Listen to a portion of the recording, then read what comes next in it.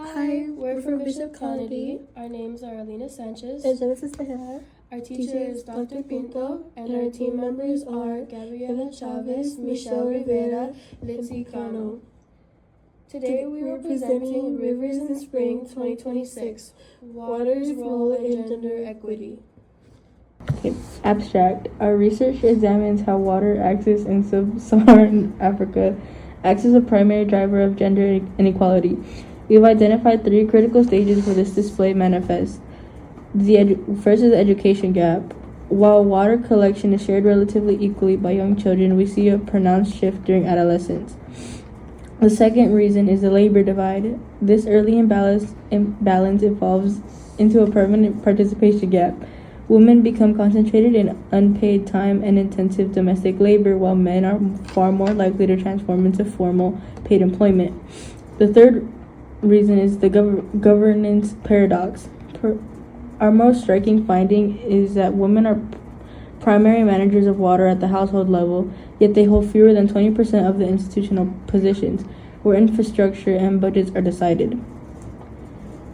Because those with lived expertise are excluded from formal authority, our current water systems often fail to meet the specific biological, domestic, and safety needs of the very people who use them most. We decided to research water's role in gender equity because we wanted to understand how access to water affects fairness between men and women, as well as why water is essential for life on Earth. We already knew that water is necessary for farming, health, and sustaining ecosystems from science classes and seeing how important clean water is in our day-to-day life. Research and hypothesis. Millions of women and girls are trapped by time poverty. Without accessible water, the burden of fetching it falls on them. This isn't just a chore, it's a barrier. It's the reason girls miss out on school and women are shut out of the economy. Their potential is consumed by unpaid labor. The problem isn't just the water itself, it's leadership. Women are rarely at the decision-making table. When they are excluded, infrastructure ignores their needs and reinforces systemic inequality. The solution is to fix the infrastructure and put women in charge of the conversation. When we do, school attendance rises and economic participation soars. By fixing water, we empower half the world. Planning and carrying out the investigation. The study looked at water and sanitation issues from around the world from 2000 to 2023 by reviewing existing information from experts. We gathered data from global organizations like WHO and the GMP, as well as research from Stanford University and CSIS. The information originally came from household surveys and government reports, focusing on places that struggle most with clean water, such as Sub-Saharan Africa, South Asia, and low-income areas. Gender differences in poor water accesses during 2000 to 2014. We calculated differences in the percentages of the female and male populations in each grid. Purple indicate a higher percentage of women, whereas negative values in orange indicate a higher percentage of men.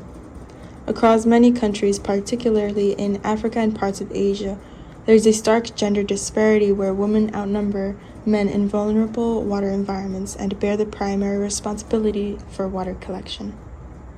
Global data reveals that in 7 out of 10 households without on-premises supplies, women and girls are the main collectors, a burden that can exceed over 80% in parts of sub-Saharan Africa, while only a few countries such as Syria report men as the primary water fetchers.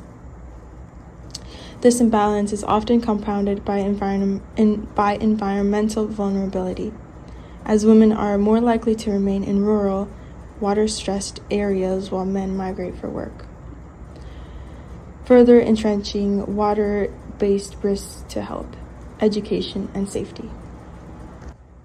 Data analysis, data relationship and patterns. The data reveals a stark divergence in time based on gender. While young boys and girls often share water chores, the burden shifts almost entirely to girls as they reach adolescence, leading to a sharp decline in their school attendance that boys do not experience. This creates a participation gap where women are trapped in time poverty, performing unpaid labor, while men are more likely to dominate the paid water sector in formal leadership roles. Furthermore, the data shows an inverse relationship between management and decision making, where women make nearly all daily water decisions at the household level but hold less than 20% of the institutions, roles where infrastructure budgets are decided. This disconnect results in systems that often overlook women's specific biological and safety needs, reinforcing cycle where lack of access limits women economic power and lack of power prevents better access. Data interpretation. Our data answers the question because it shows clear gender differences in water work. As girls get older, they collect more water, which lowers their school attendance and increases inequality. The hypothesis is supported. Limited water access increases unpaid labor for girls and women and keeps them out of decision-making roles. Our limits were not being able to collect first-hand data, and the fact that different cultures in sub-Saharan Africa may have different roles. There may be a cause and effect link between water collection and school attendance, but other factors like culture and income also play a role. To finally end off, water is not only a basic resource, but a powerful structural force that morphs gender equity in sub-Saharan Africa. The overall collected evidence highlights that unequal access, disproportionate labor expectations, and exclusions from formal decision-making systems reinforcing long-term disparities between women and men.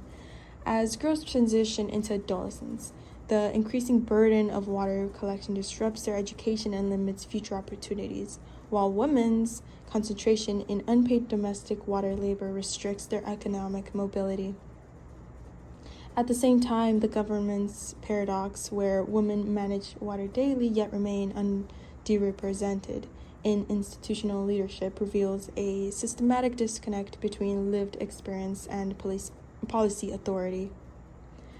Addressing gender inequity in water systems, therefore, requires not only improved infrastructure, but intentional inclusion of women in leadership, planning, and resource allocation.